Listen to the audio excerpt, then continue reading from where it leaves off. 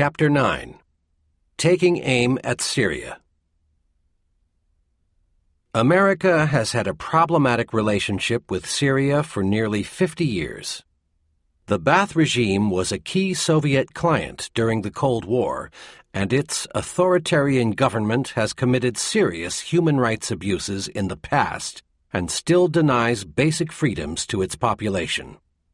President Bush did not include Syria in his infamous axis of evil, but it is often depicted as a rogue state that threatens important American interests.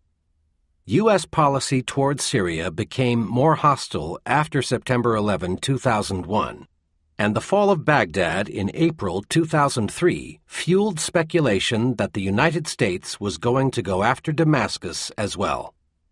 The deteriorating situation in Iraq has ended such talk for the moment, but relations with Damascus have not improved, and confrontation remains the order of the day. Yet if one looks at Syria with a more detached eye, it is not obvious why it would be in the U.S. national interest to have a strictly adversarial relationship with that Arab country. Washington and Damascus have never been especially friendly, but they have cooperated to their mutual benefit on a number of occasions, and Syria's modest military capabilities pose no serious threat to vital U.S. interests. It is difficult to see, given present circumstances, why Syria should be considered an ideal candidate for regime change, while equally odious dictatorships in the Middle East and elsewhere enjoy American patronage. In fact, the Bush administration's unremitting hostility toward Syria has been strategically unwise. Specifically, it has damaged America's position in the Arab and Islamic world, hindered U.S. efforts to thwart nuclear proliferation, made it more difficult to stabilize Iraq, and made America's terrorism problem worse, not better. Thus, it is not surprising that many voices inside the United States have recently called for President Bush to reverse course and seek a modus vivendi with Damascus.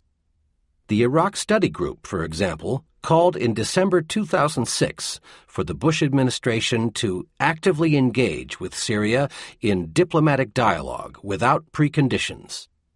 That same month, 4 U.S. senators visited Damascus to talk with Syria's president, Bashar al-Assad, and in April 2007, Speaker of the House Nancy Pelosi led a bipartisan delegation of 6 House members, including Tom Lantos and Henry Waxman, whose pro-Israel credentials are well established, to Syria to speak with Assad about pushing the peace process forward.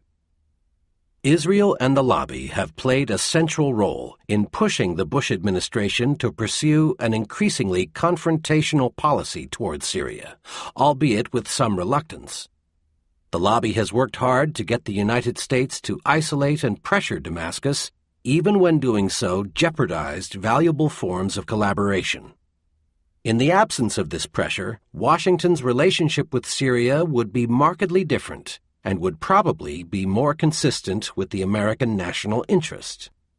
The United States and Syria would hardly be allies if the lobby was less influential, but a pragmatic and mutually beneficial relationship would be much more likely. The Syrian threat. Syria is not a serious military threat to the United States or to Israel.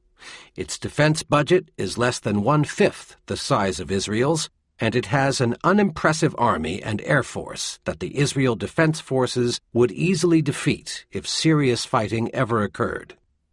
The IDF had little difficulty routing Syria's forces during its 1982 invasion of Lebanon, and that war occurred when Syria was still getting a great deal of help from its Soviet patron.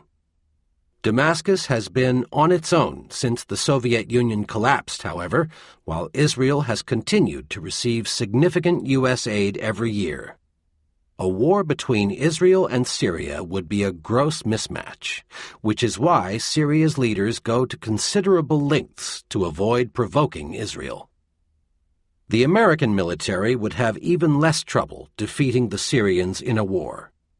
Syria's military is much weaker than Iran's or Iraq's under Saddam, and it has not engaged a serious adversary since Israel trounced it in 1982.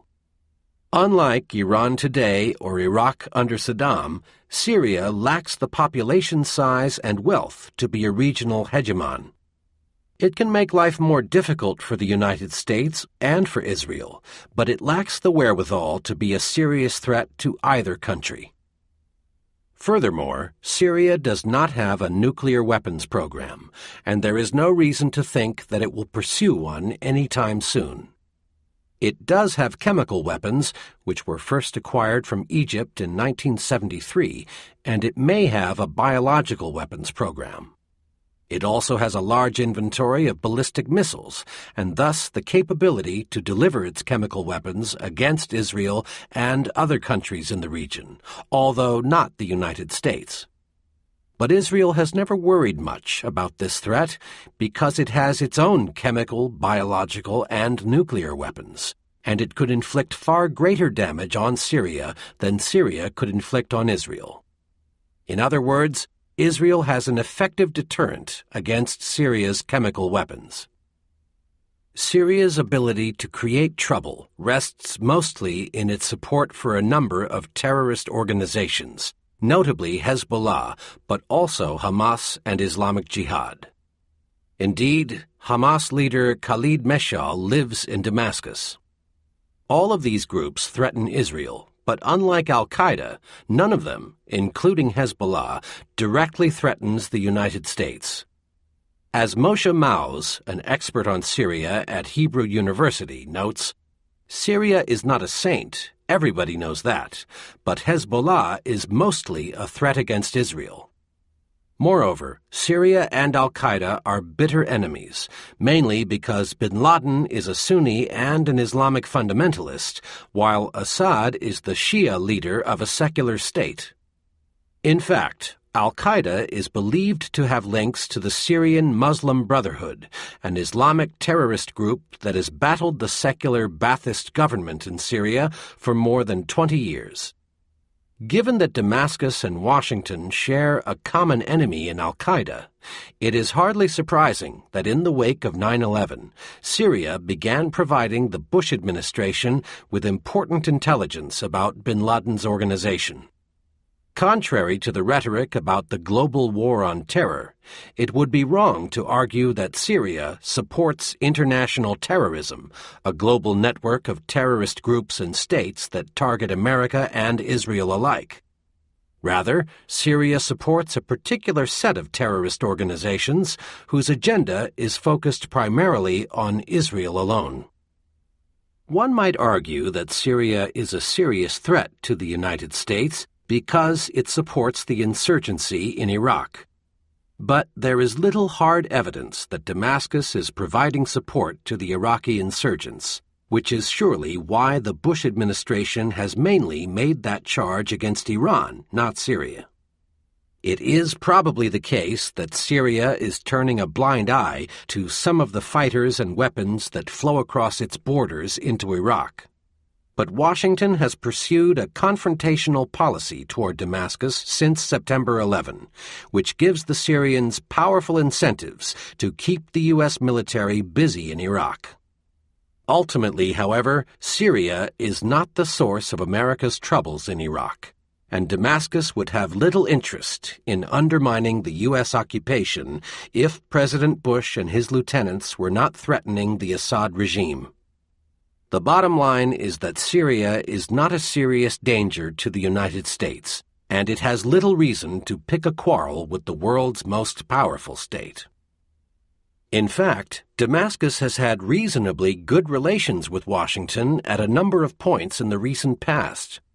Syria fought alongside the United States in the 1991 war against Iraq, and the two countries had cordial, if guarded, relations during the 1990s. When the United States was attempting to broker a peace deal between Damascus and Jerusalem. President Clinton even visited Damascus in October 1994 to meet with President Hafez al-Assad, the first visit to Syria by an American president in 20 years.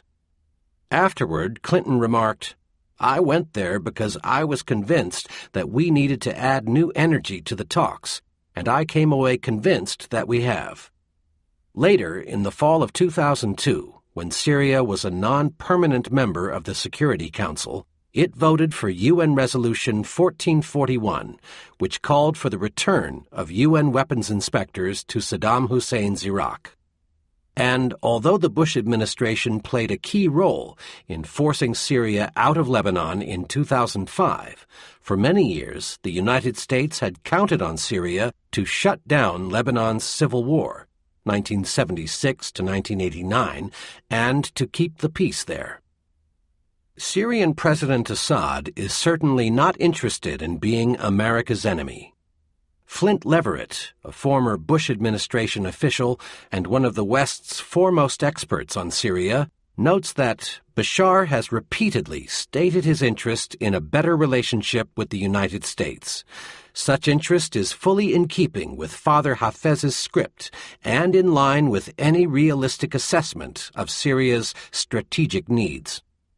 Leverett also believes improved relations are critical to his, Assad's, long-term ambitions for internal reform.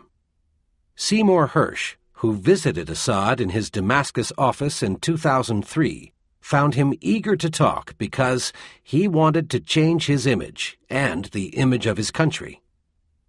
Syria has also been trying to negotiate a peace agreement with Israel since the early 1990s.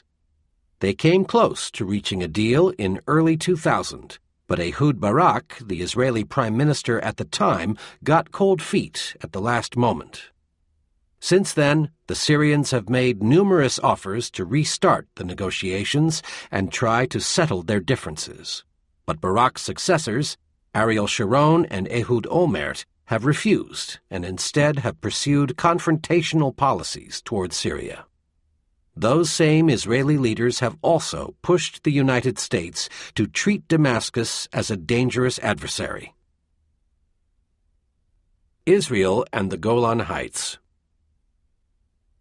To grasp the essence of the complex dance between Washington, Jerusalem, and Damascus, and the role that the lobby has played, one must first understand why Israel came tantalizingly close to signing a peace agreement with Syria in 2000, but has been unwilling to talk with Assad since then.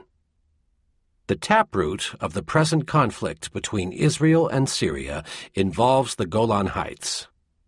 Israel took that territory from Syria in the 1967 war and drove 80,000 Syrians from their homes. Israeli law was extended over the Golan Heights in 1981 in what was essentially a de facto annexation.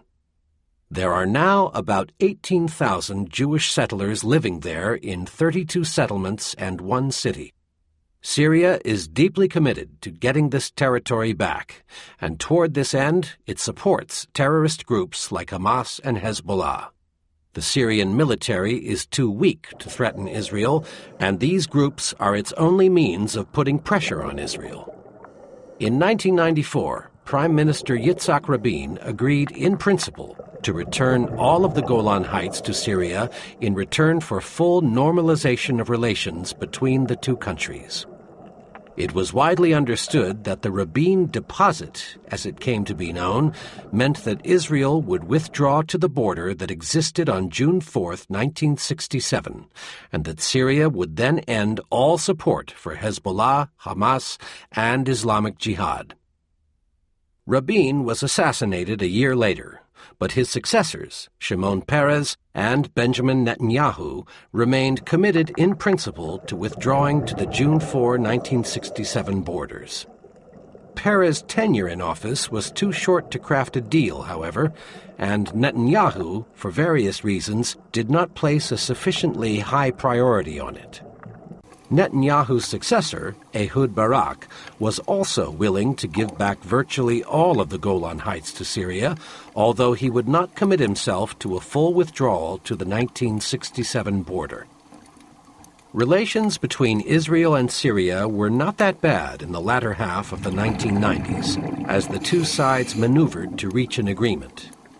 The Clinton administration was deeply involved in the negotiating process, devoted to brokering the final deal, much the way Jimmy Carter pushed forward a deal between Egypt and Israel at Camp David in 1979. And this meant that Syria and the United States had a reasonably good relationship during this period, even though Syria was a one-party dictatorship and the Clinton administration was publicly committed to expanding democracy. Israel actually welcomed this cordial relationship between Damascus and Washington at the time because it wanted the United States to help resolve its long-standing feud with Syria. A headline in the New York Times after President Clinton visited Damascus in October 1994 makes this point clear. Israelis look to Clinton trip for progress with Syrians. In the fall of 1999, Clinton thought he finally had the makings of a deal between Israel and Syria. At the strong urging of Barak, he gathered the two sides together in Shepherdstown, West Virginia, in early January 2000. But Barak, suddenly aware that Israeli public opinion was cool to giving the Golan Heights back to Syria, became inflexible and tried to show that he was being a tough negotiator by slowing the process. The talks collapsed, with Dennis Ross, Clinton's chief Middle East negotiator, later remarking, "If not for Barak's cold feet, there might have been a deal in January 2000. A subsequent meeting 2 months later in Geneva between Assad and Clinton went nowhere, mainly because the Syrian leader no longer trusted Barak. Clinton clearly blamed Israel, not Syria, for the collapse of the negotiations. Sharon replaced Barak as prime minister in February 2001.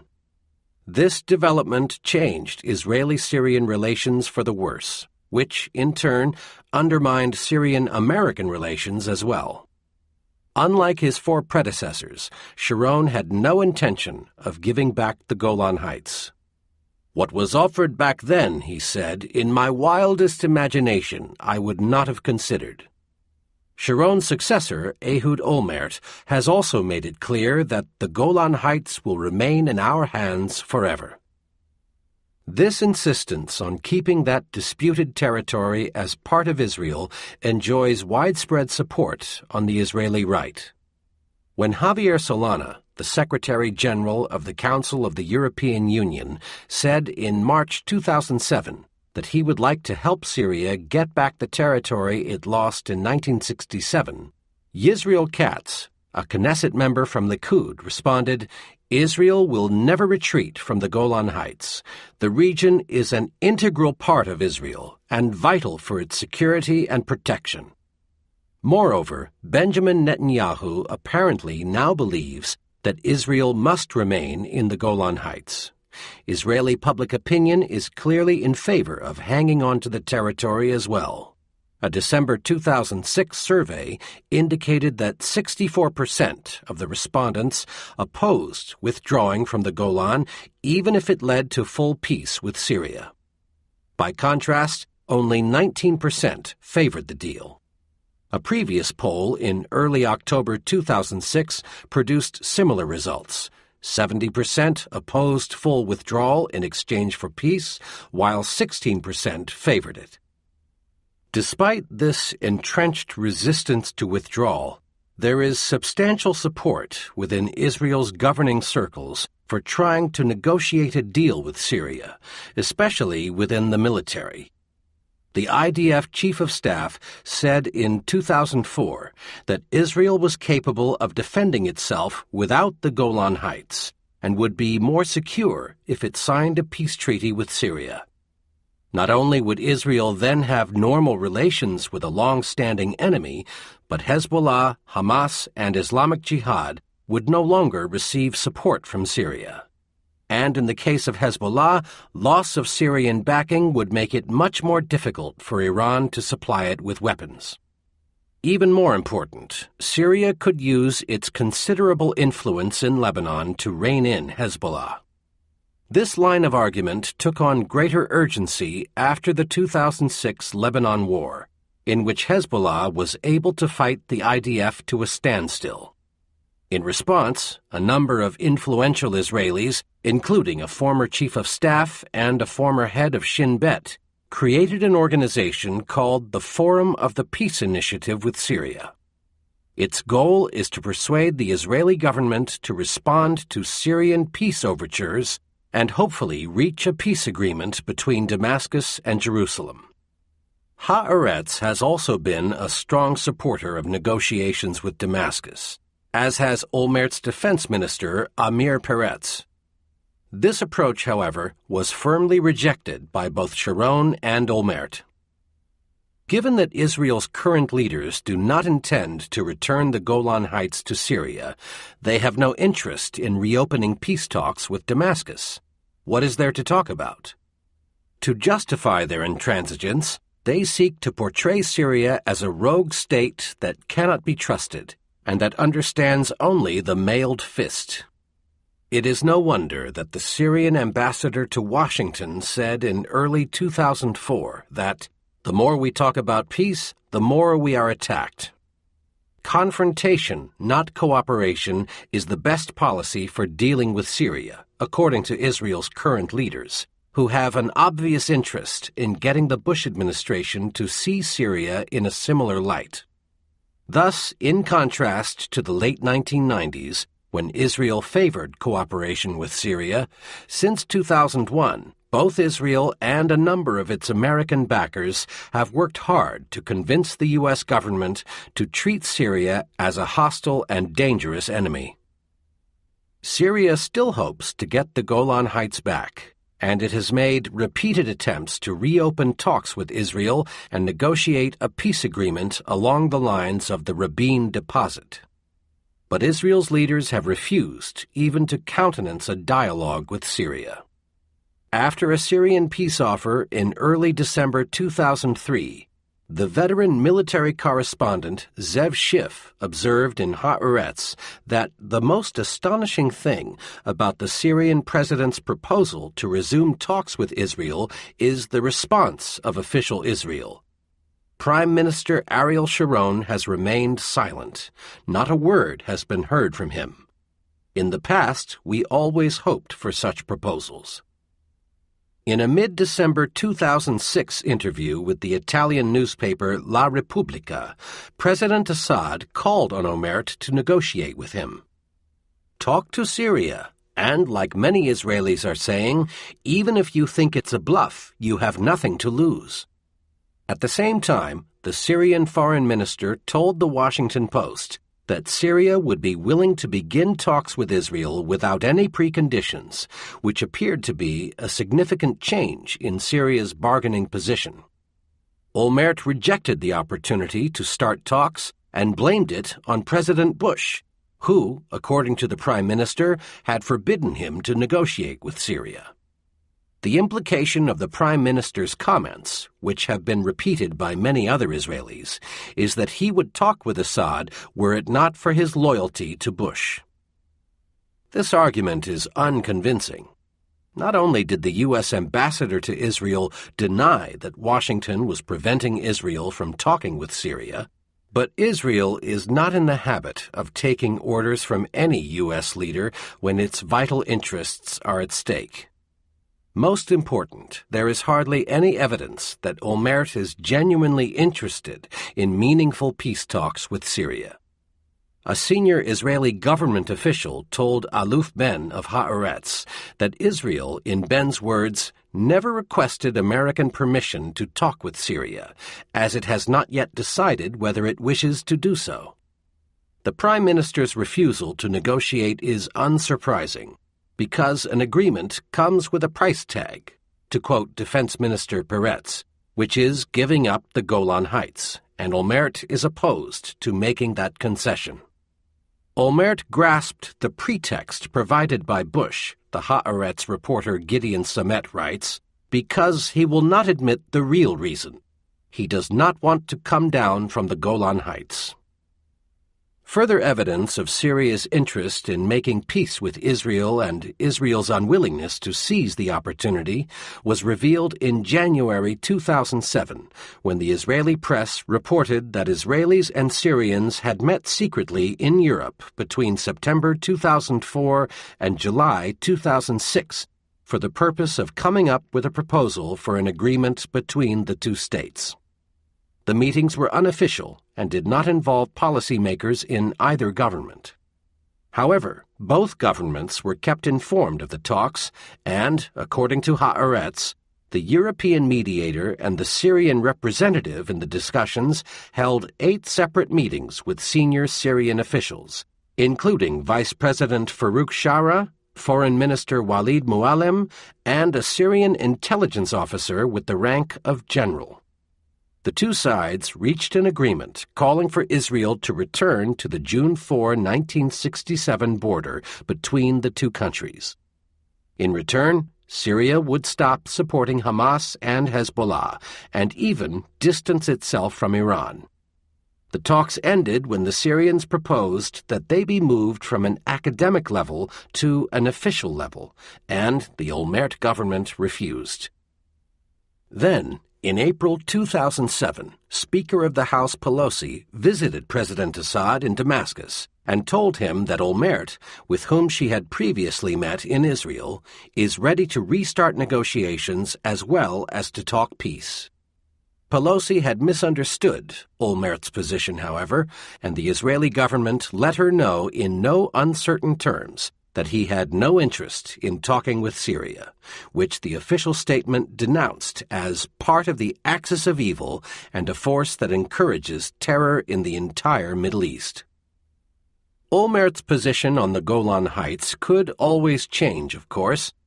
Indeed, there were press reports in early June 2007 that he might be willing to open negotiations with the Syrians, although Shimon Peres, then vice premier, immediately threw cold water on the idea by claiming that Syria was not ready for serious talks.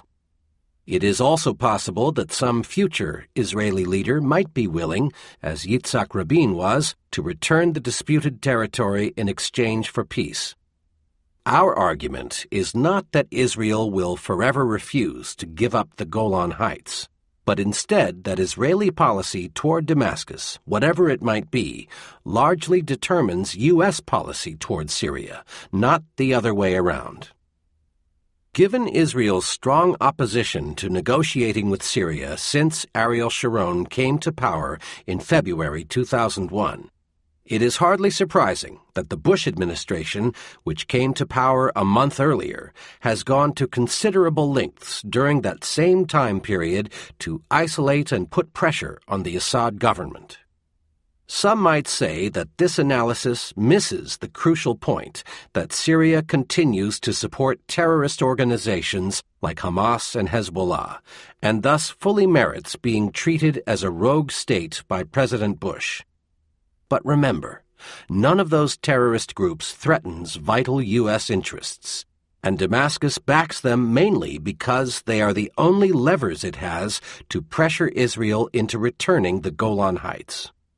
Israel could end Syria's ties to Hamas and Hezbollah by agreeing to make peace with Syria, which is why Israeli leaders negotiated with Syria during the 1990s, even though Damascus supported terrorism then as it does now.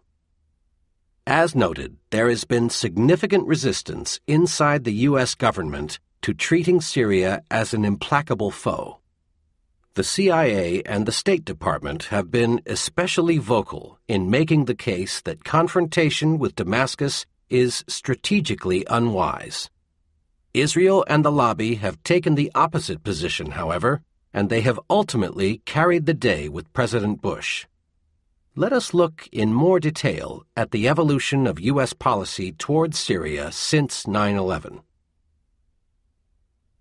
Jerusalem and Damascus after September 11.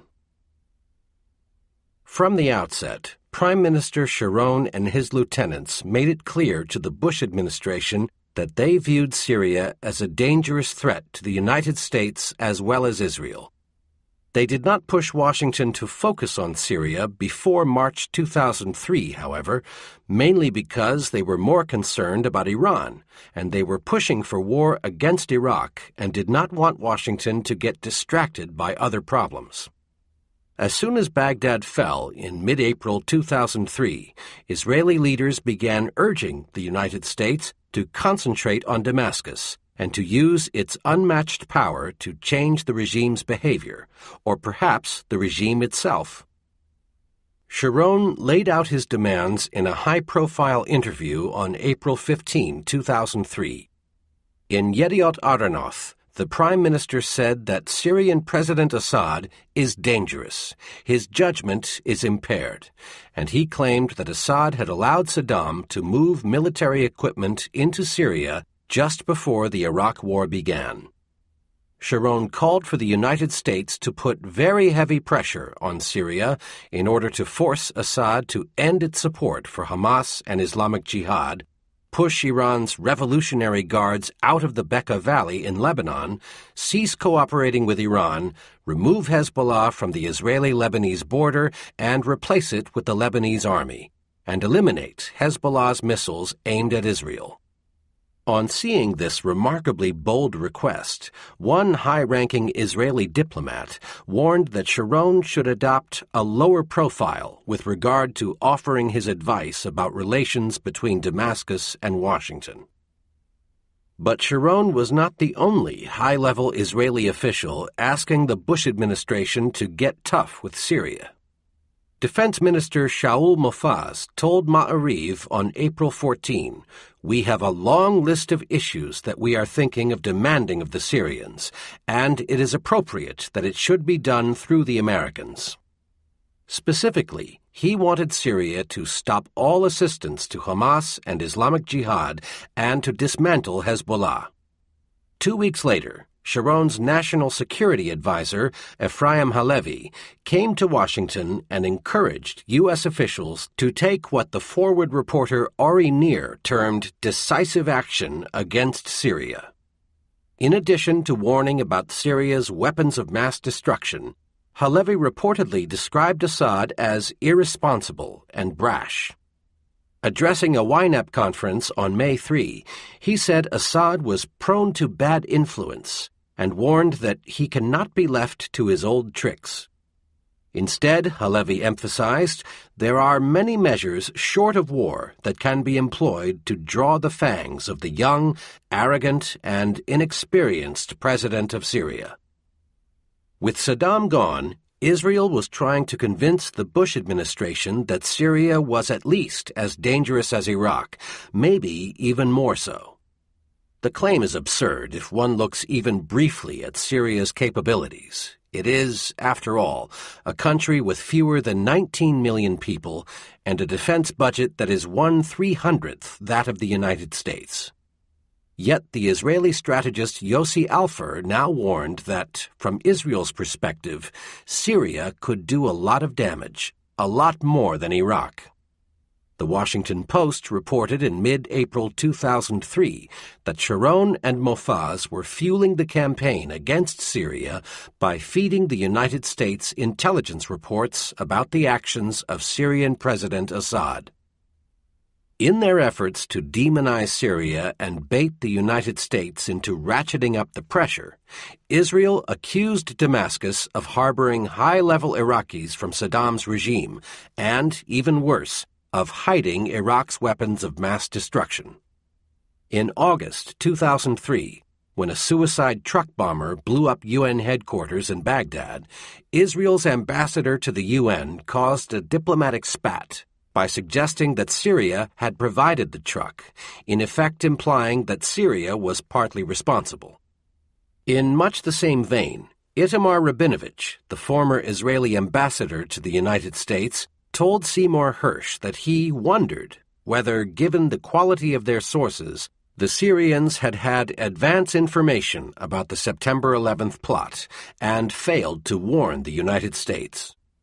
There was little or no evidence to support these alarming charges, but Israel's willingness to make them shows how eager it was to get the United States embroiled with another Arab regime. The Lobby and Damascus after 9/11. It is worth recalling that some important figures in the lobby had their sights on Syria well before the Twin Towers fell.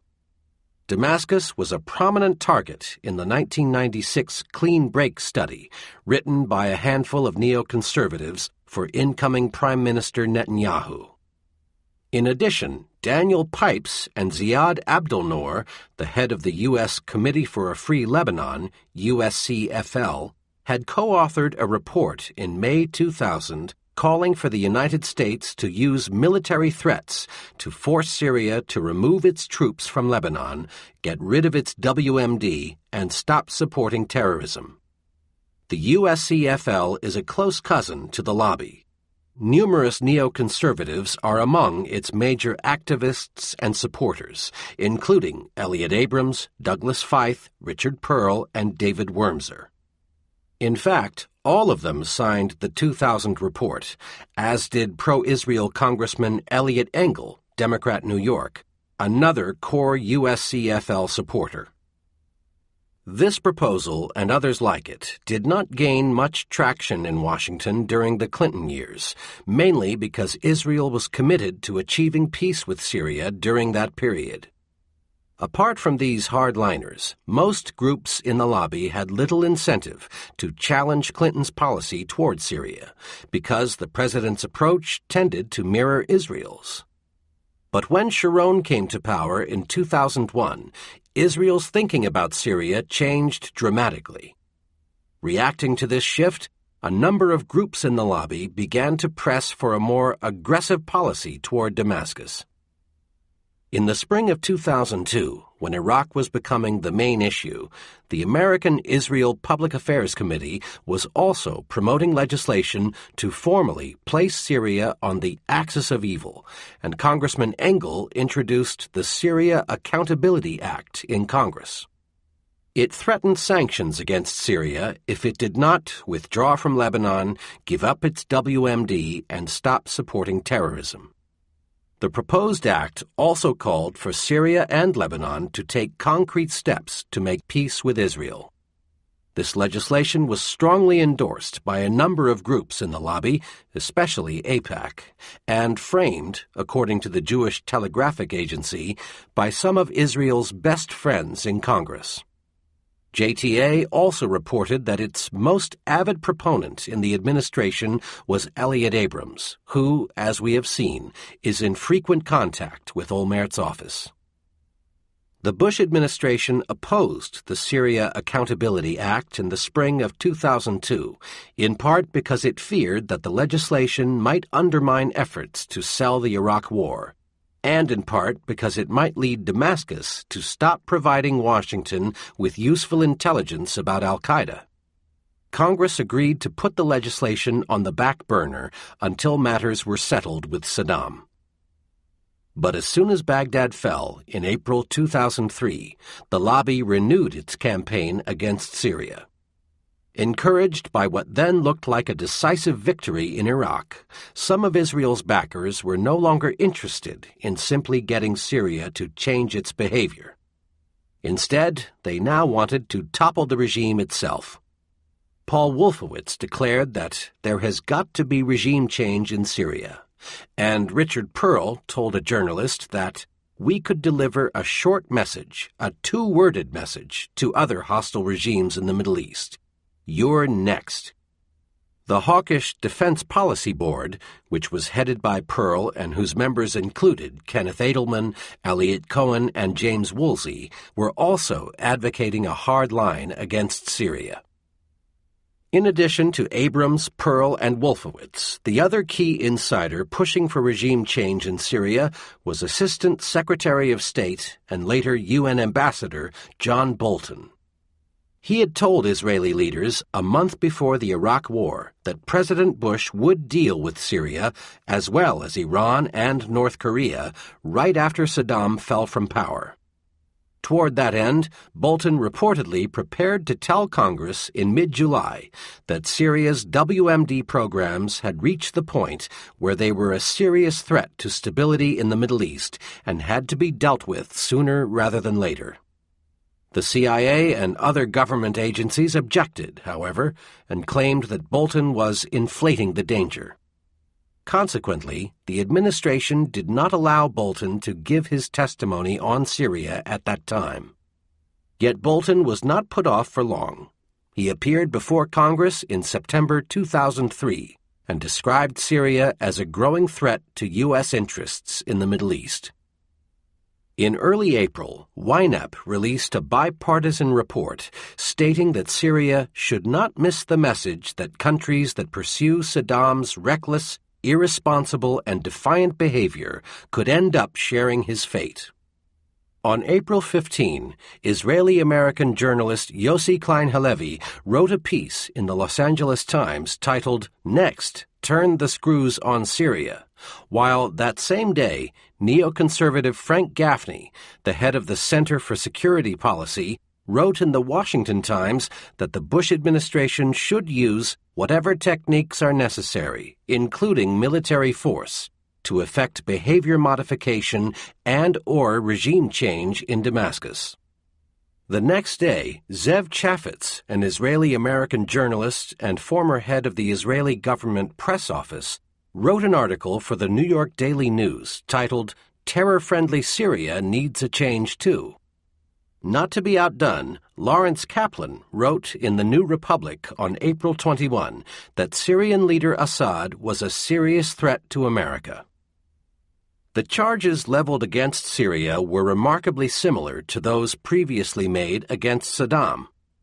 Writing in National Review Online, conservative commentator Jed Babin maintained that even though Assad's army was a paper tiger, he is still an exceedingly dangerous man. The basis for that claim was an Israeli source who had told Babin that Israel's military and intelligence arms are convinced that Assad will take risks a prudent leader wouldn't, and therefore Assad's unpredictability is itself a great danger.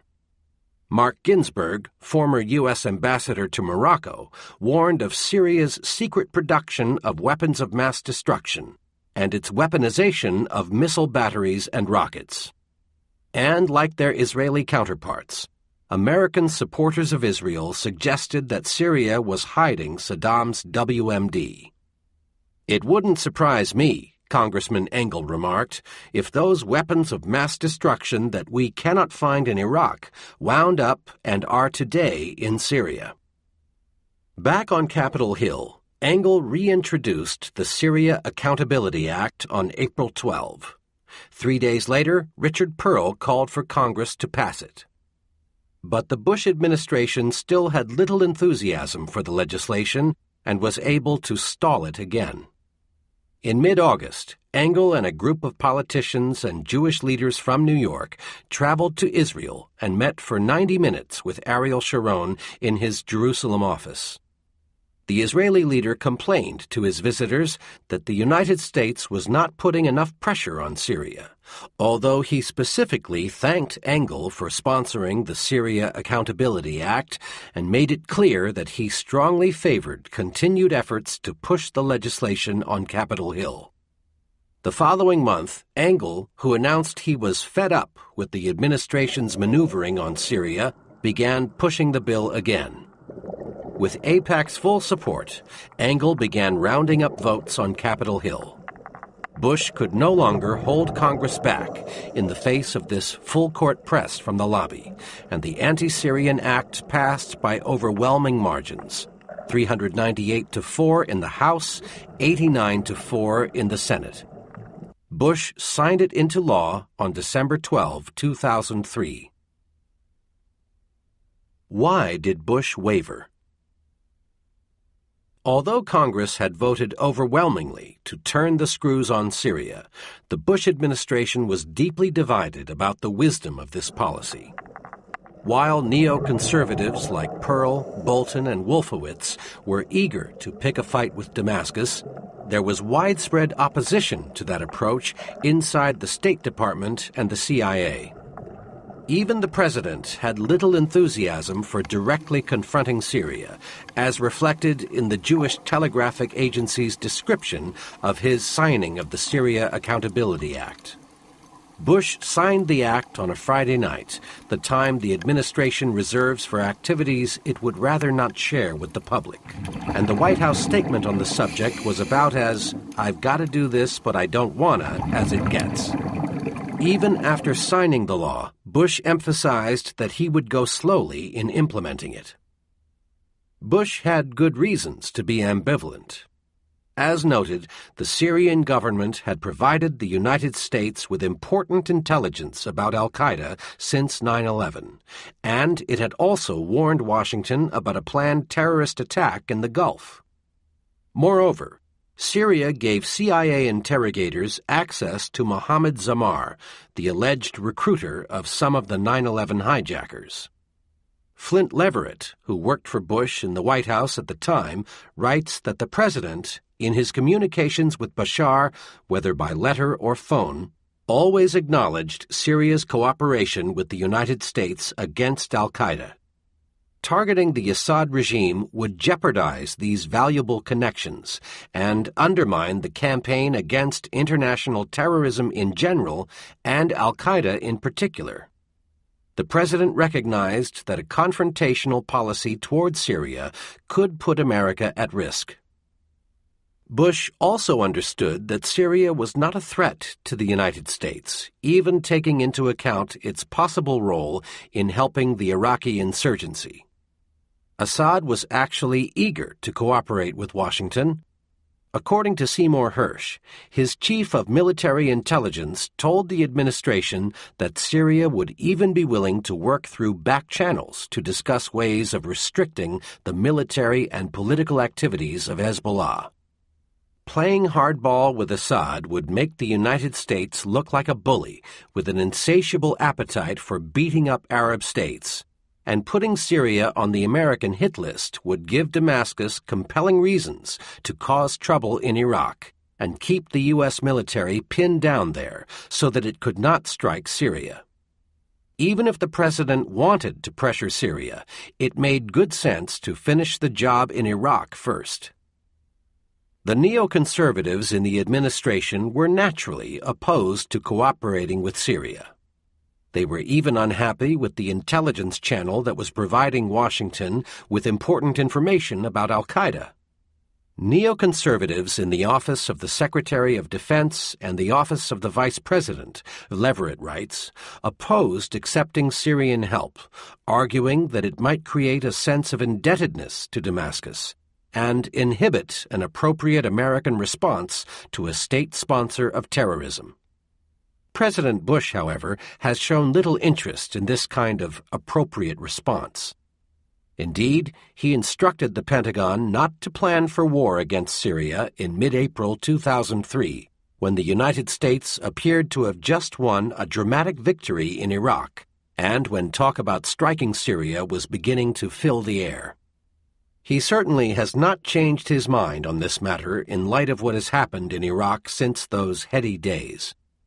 The president has also been slow to implement the Syria Accountability Act, as he promised when he signed it, much to the irritation of pro-Israel hardliners in the United States.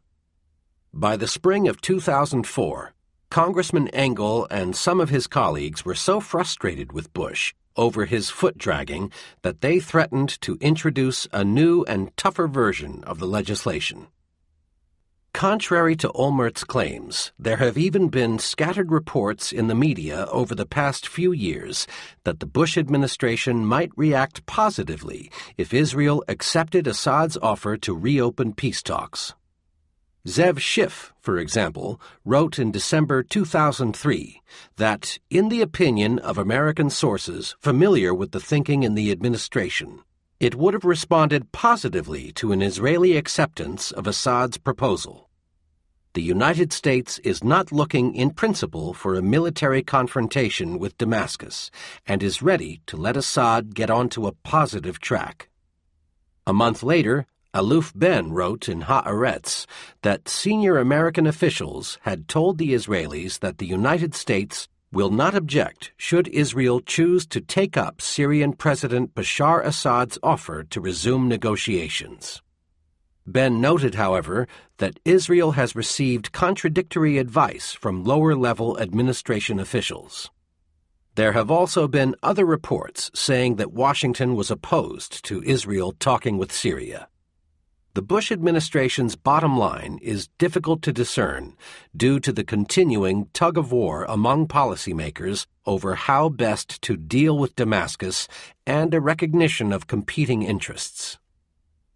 Although Bush has not taken serious measures to topple Assad, the lobby has pushed him to take a more confrontational line towards Syria than he would probably have adopted on his own.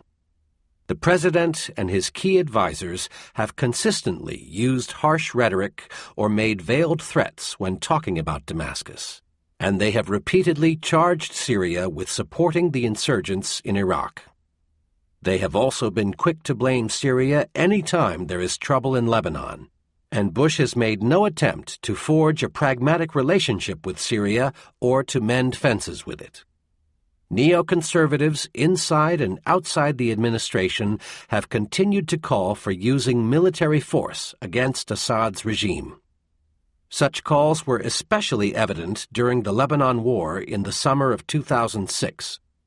Meirav Wormser, who runs the Center for Middle East Policy at the Hudson Institute, commented after the war that there was much anger toward Israel among her neoconservative colleagues over the fact that Israel did not fight against the Syrians.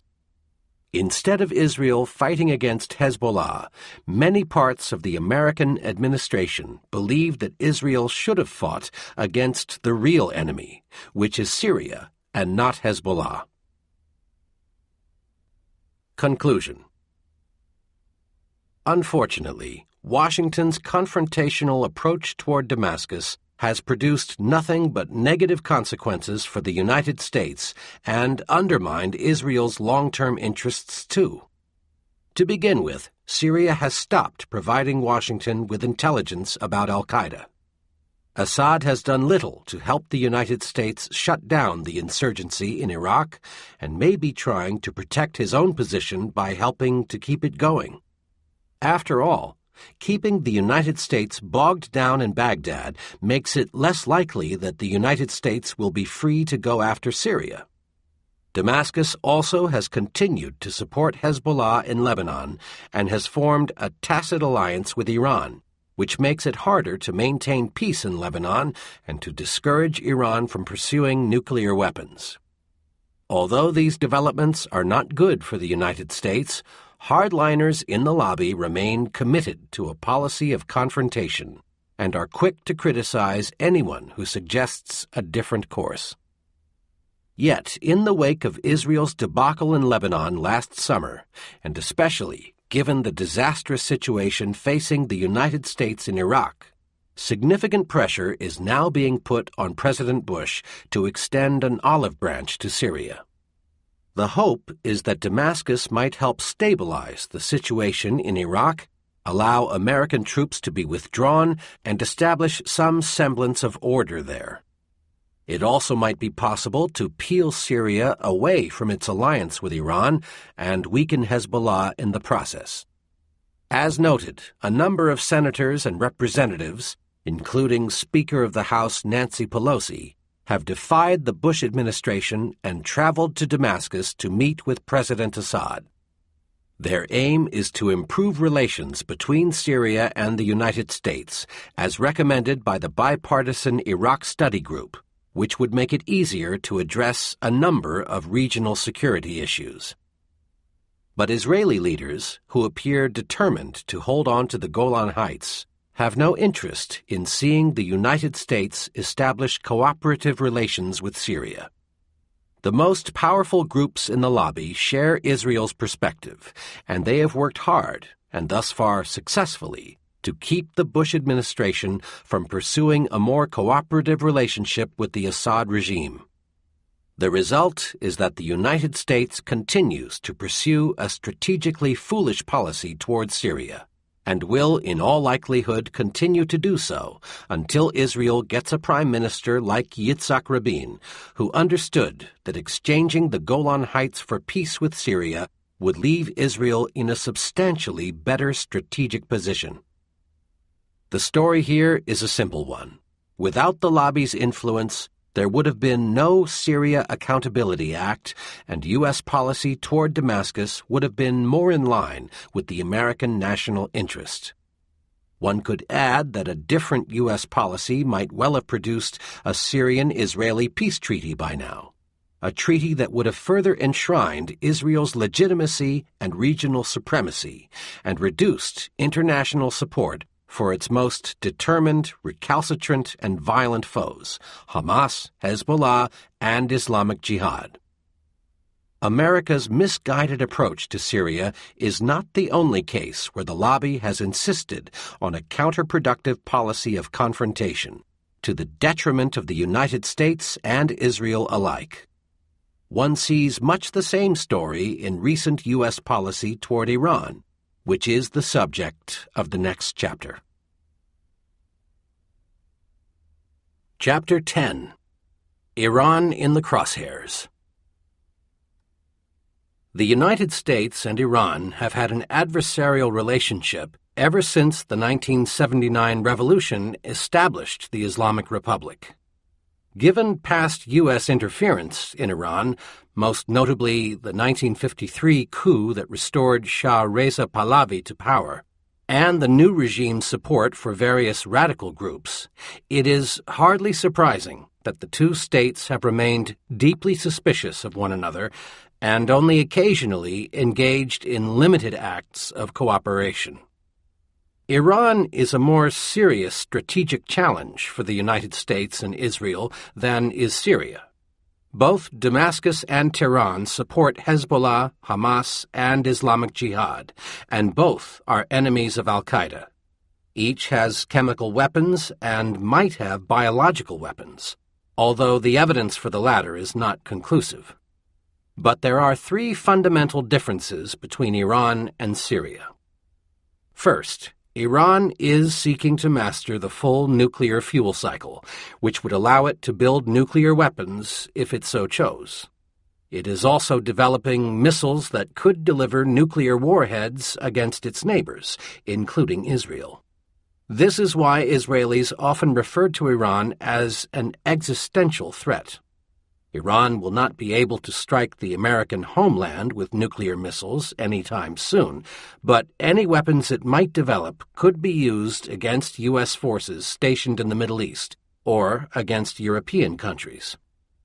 Second, some Iranian leaders, and especially current President Mahmoud Ahmadinejad, have made deeply disturbing remarks questioning both the occurrence of the Holocaust and Israel's right to exist. Although Ahmadinejad's call for Israel to vanish from the page of time, or to be erased from the pages of history, is often mistranslated as a call for Israel's physical destruction, i.e., to wipe Israel off the map, it was still an outrageous assertion that was bound to be profoundly troubling to Israelis and many others.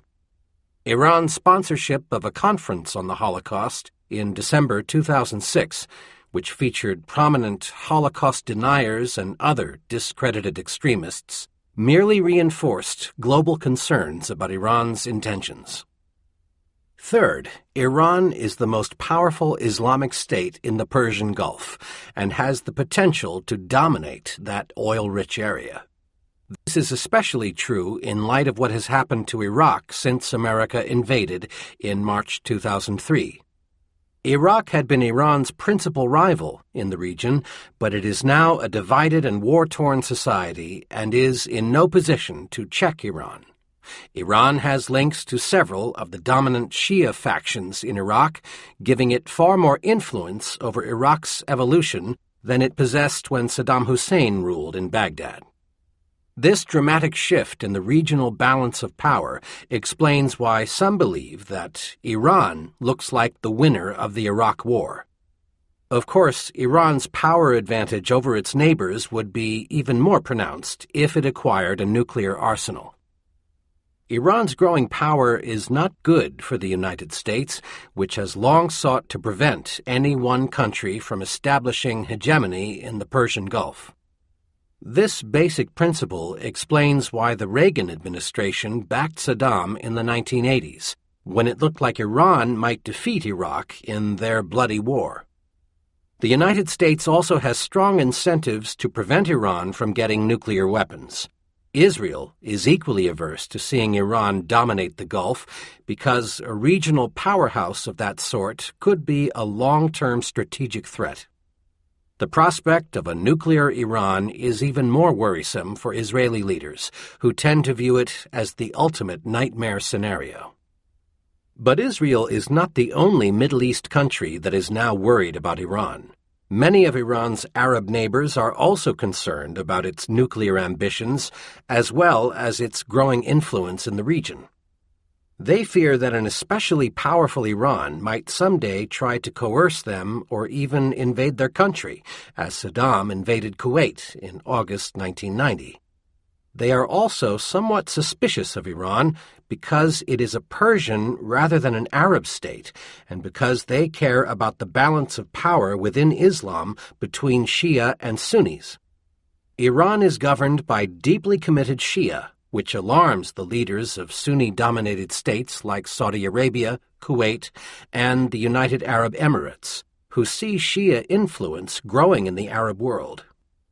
For the first time, Shia govern Iraq, and Hezbollah, a Shia organization, has gained greater influence in Lebanon in the wake of its 2006 war with Israel. To make matters worse, Tehran has close ties with some Iraqi leaders and is a longtime supporter of Hezbollah. The United States, Israel, and Iran's Arab neighbors, including many of America's Gulf allies, have an independent interest in keeping Iran non-nuclear and preventing it from becoming a regional hegemon.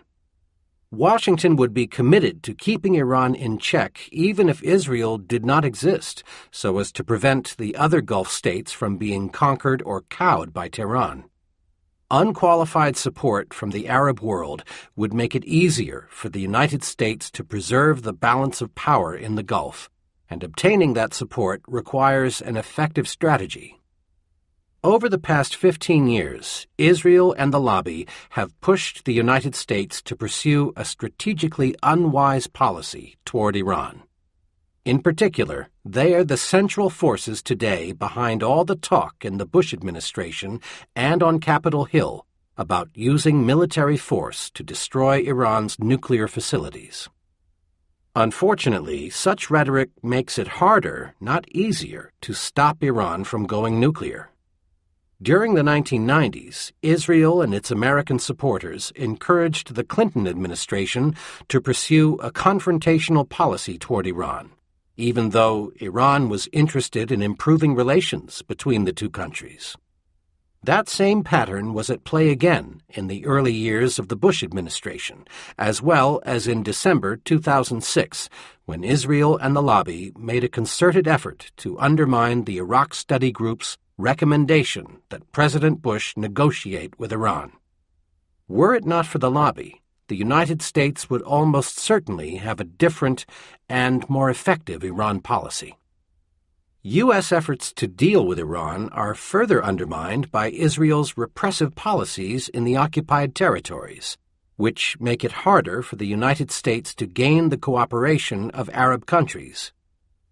Indeed, one of the main reasons that Secretary of State Condoleezza Rice finally began pushing forward the Arab-Israeli peace process in late 2006 was Saudi Arabia's insistence that it could not fashion an effective Iran policy with Washington as long as there was so much anger toward the United States in the Arab world over the Palestinian issue. As discussed in Chapter 7, Rice's efforts are likely to fail, because Israel's current leaders do not want to create a viable Palestinian state, and the lobby will make it very difficult for President Bush or any other president to get Israel to change its approach to this issue. In short, thanks in good part to Israel and its American backers, the United States has pursued a counterproductive policy toward Iran since the early 1990s, and is having difficulty getting support from states that have their own reasons to help Washington deal with Iran and would otherwise be inclined to do so. Confrontation or conciliation? The United States had excellent relations with Iran from 1953 until 1979, when the American-backed Shah was toppled and Ayatollah Khomeini and his Islamic theocracy came to power.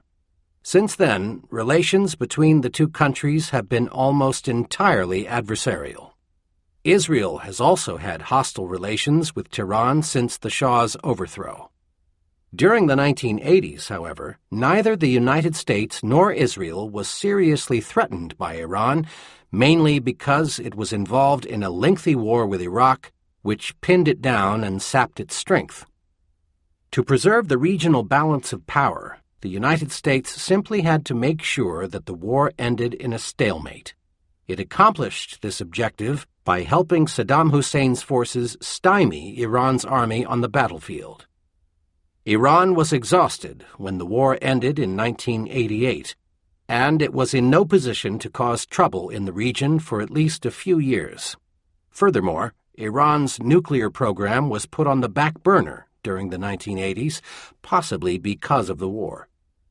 Israel's perception of the Iranian threat underwent a fundamental change in the early 1990s as evidence of Tehran's nuclear ambitions began to accumulate. Israeli leaders began warning Washington in 1993 that Iran was a grave threat not only to Israel but to the United States as well. There has been no let-up in that alarmist and aggressive rhetoric since then, largely because Iran has continued to move ahead on the nuclear front. Today, many experts believe the Iranians will eventually build nuclear weapons unless something is done to topple the clerical regime, alter its ambitions, or deny it the capacity. The lobby has followed Israel's lead and echoed its warnings about the dangers of allowing Iran to become a nuclear power. Israel and the lobby are also troubled by Iran's support for Hezbollah, by its endorsement of the Palestinian cause, and by its refusal to accept Israel's right to exist. Needless to say, statements like President Ahmadinejad's reinforce these concerns. Israel and its supporters tend to see Iran's policies as a reflection of deep ideological antipathy to the Jewish state, but they are more accurately seen as tactical measures intended to improve Iran's overall position in the region. In particular, endorsing the Palestinian cause and helping groups like Hezbollah wins sympathy in the Arab world and helps discourage an Arab alliance against Persian Iran. As Iran expert Trita Parsi convincingly shows, Iran's commitment to Hezbollah and to the Palestinians has varied considerably over time, usually in response to the overall threat environment. Relations between the clerical regime in Iran and the largely secular PLO were not warm during the 1980s, and Iran began backing hardline Palestinian groups like Islamic Jihad only after its exclusion from the 1991 Geneva Conference and the onset of the Oslo peace process. These events led Tehran to resist what it correctly saw as a broad U.S. effort to isolate it and deny it a significant regional role, and it did so by backing extremist groups that also opposed Oslo. As Martin Indyk, who played a key role in formulating U.S. policy at the time, later recalled, Iran had an incentive to do us in on the peace process in order to defeat our policy of containment and isolation, and therefore they took aim at the peace process. There are two broad alternatives for dealing with Iran's nuclear program and its regional ambitions. One approach, which is favored by the Israeli government and its key American supporters, proceeds from the belief that Iran cannot be contained once it acquires nuclear weapons. This view assumes that Tehran is likely to use its nuclear weapons against Israel because Iranian leaders, with their apocalyptic vision of history, would not fear Israeli retaliation. They might give nuclear weapons to terrorists or use them against the United States themselves, even if doing so invited automatic and massive retaliation. Therefore, Iran cannot be allowed to acquire a nuclear arsenal. Israel would like Washington to solve this problem, but Israeli leaders do not rule out the possibility that the Israeli Defense Forces might try to do the job if the Americans get cold feet. This approach also assumes that conciliatory diplomacy and positive incentives will not convince Iran to abandon its nuclear program. In concrete terms, this means that the United States has to impose sanctions on Iran and maybe even conduct a preventive war if it continues down the nuclear road. To facilitate putting serious pressure on Iran, Israelis and the lobby want the United States to maintain a substantial American military presence in the Middle East, in contrast to America's pre-1990 strategy of acting as an offshore balancer and keeping its military forces over the horizon. For the past 15 years, this confrontational formula for dealing with Iran's nuclear program has vied with a second strategy, one more consistent with the American national interest. This alternative approach asserts that while it would be better for the United States if Iran did not acquire nuclear weapons, there is good reason to think a nuclear Iran could be contained and deterred, just as the Soviet Union was contained during the Cold War. It also argues that the best way to stop Iran from building nuclear weapons is to engage it diplomatically and attempt to normalize its relationship with the United States. This strategy requires taking the threat of preventive war off the table, because threatening Iran with regime change simply gives its leaders even more reason to want a nuclear deterrent of their own. The Iranians, like the Americans and the Israelis, recognize that nuclear weapons are the best protection available for a state that is on another state's hit list. As Iran expert Ray Takia of the Council on Foreign Relations has written, Iran's nuclear calculations are not derived from an irrational ideology, but rather from a judicious attempt to craft a viable deterrent capability against an evolving range of threats. Iran's leadership clearly sees itself as being in Washington's crosshairs, and it is precisely this perception that is driving its accelerated nuclear program. The case for engagement is buttressed by the fact that preventive war looks like a very unattractive alternative. Even if the United States could eliminate Iran's nuclear facilities, Tehran would almost certainly rebuild them, and this time the Iranians would go to even greater lengths to disperse, hide, and harden them against an attack. Also, if Washington launched a preventive strike against Iran, Tehran would be bound to retaliate wherever and whenever it could, including going after oil shipments in the Persian Gulf and using its considerable influence to make matters worse for the United States in Iraq. Additionally, Iran would be likely to establish closer ties with China and Russia, which is not in America's interest. By contrast, if the United States were to remove the threat of war and engage Iran, then Tehran would be more inclined to help Washington deal with al-Qaeda, tamp down the war inside Iraq, and stabilize Afghanistan. It would also be less likely to align with China and Russia. Given the history of poisonous relations between America and Iran, there is no guarantee that engagement would produce a grand bargain that would halt Iran's nuclear program. After all, there is little chance that Israel will give up its own nuclear weapons, and Iranian leaders might believe that if Israel has a nuclear deterrent, then so must Iran. Nonetheless, this approach is more likely to work than threatening preventive war, and if it does fail, the United States can always fall back on deterrence. One might have expected the United States to have adopted some variation on the engagement strategy by this time, especially given that a decade and a half of confrontation has not borne fruit. Engagement enjoys substantial support in the CIA, the State Department, and even the U.S. military, which has shown little enthusiasm for bombing Iran's nuclear facilities. London's Sunday Times reported in late February 2007 that some of America's most senior military commanders are prepared to resign if the White House orders a military strike against Iran, according to highly placed defense and intelligence sources. In fact, Iran has repeatedly signaled an interest in engagement. Its leaders have reached out to the United States on a number of occasions over the past 15 years, hoping to improve relations between the two countries. Remarkably, Iran has even offered to put its nuclear program up for negotiation and offered to work out a modus vivendi with Israel.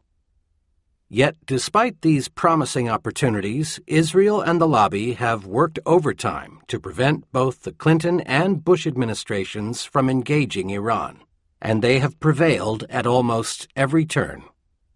Unfortunately, but predictably, this hardline approach has not worked as advertised and has left the United States worse off than if it had pursued a strategy of engagement.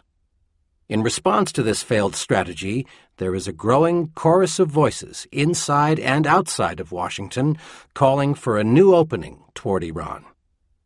Equally unsurprising, Israel and the lobby are fighting to prevent the United States from reversing course and seeking a rapprochement with Tehran.